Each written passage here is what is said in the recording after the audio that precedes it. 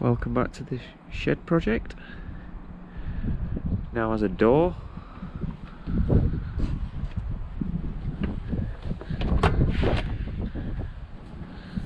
It's a heavy duty security door. This, I think it was about 700 quid.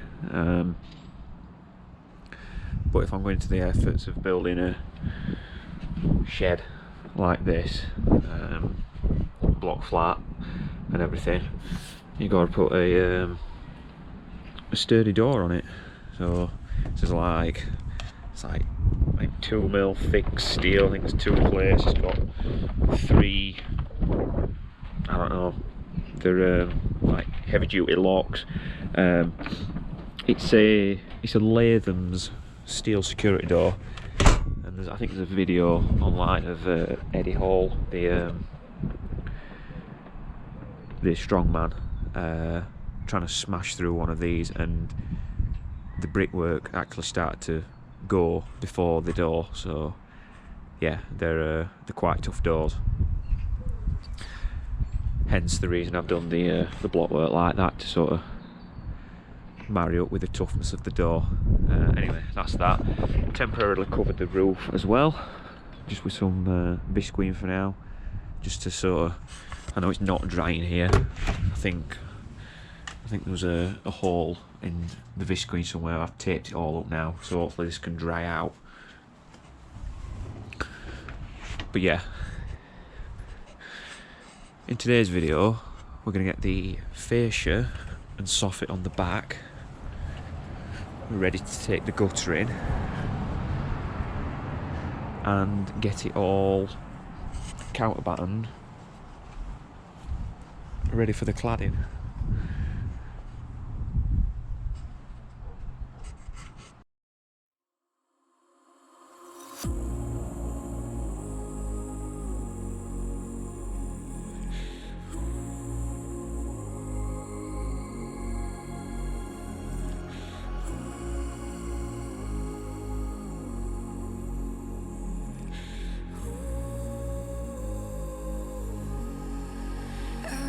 To sleep with open eyes, I used to brave just to keep us alive. Now all I can see is we're drifting apart. I can't believe how it all turned dark. Bring me the light, bring me the light, bring me the light. Bring me the light, bring me the light, bring me the light, bring me the light, bring me the light.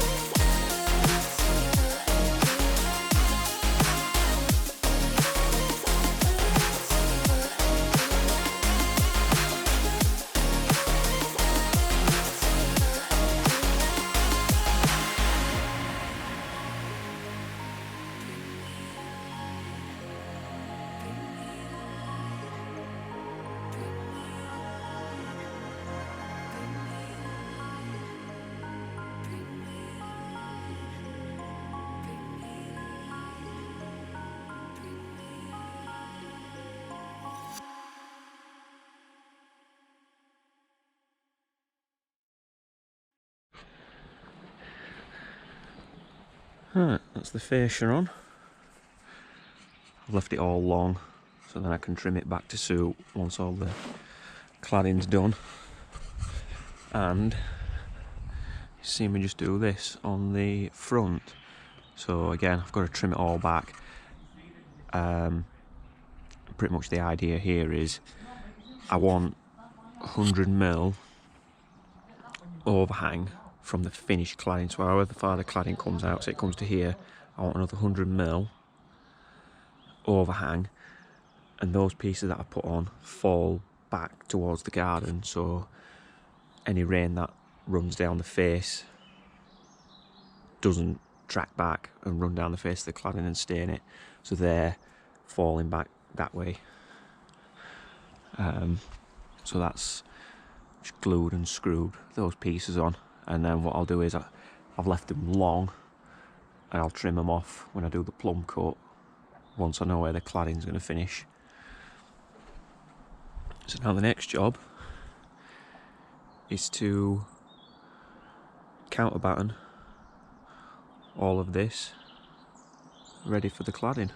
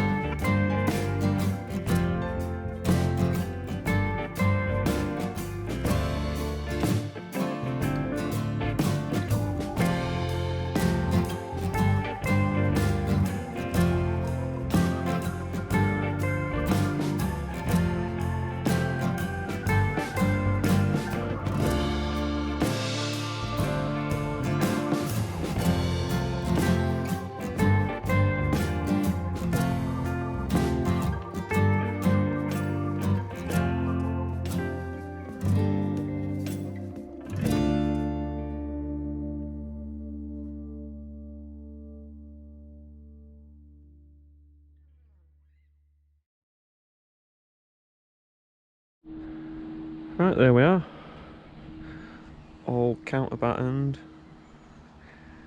and wrapped and battened again. Ready for the cladding. So I probably didn't have to do this. You have to do this on like a timber frame. Obviously this is a block built shed, but I just did it anyway. If you're wondering what this is here, I looked absolutely everywhere for the actual proper stuff. Nowhere near me had it, and online was stupid prices you just won't believe. Basically what it is, it's just to stop bugs and creepy crawlies getting up behind this this vapor barrier. That's what it is, a vapor barrier membrane, and basically stop them from making nests. So all it is some stainless steel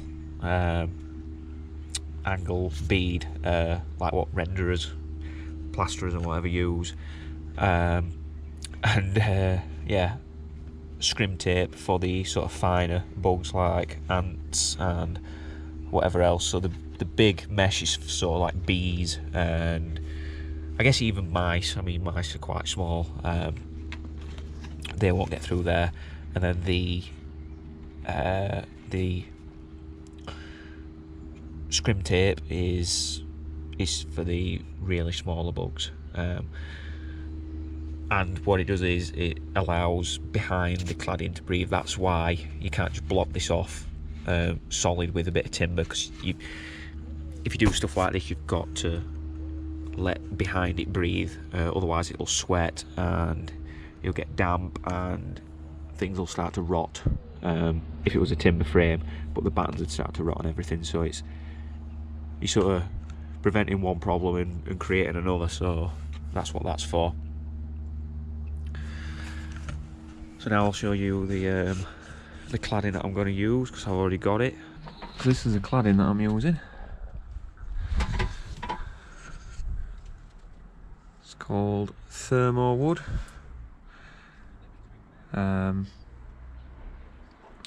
It's called shadow gap. So as you can see here, that goes together like that, and you get this gap. You get this, and it's called shadow gap.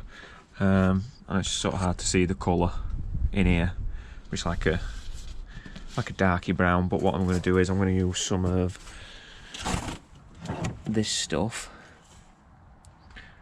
which basically just enhances the colour and stops it from turning silver, which all wood does eventually.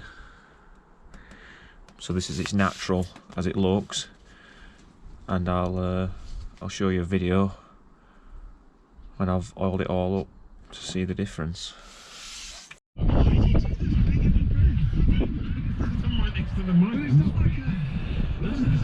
Yeah, but it didn't sound like it. Yeah, anyway, look, there's been a So that was the cladding that I'm using, and the last video of that cladding is the difference between it being oiled and not oiled, just sort of the colour differences. You can see where it's being oiled, it just enhances the colour, and I think it'll look pretty good when I start getting it on here. I mean, that's it for this one anyway. I've got it all counter-battened now, so the next video I do, you'll see me start to apply the cladding.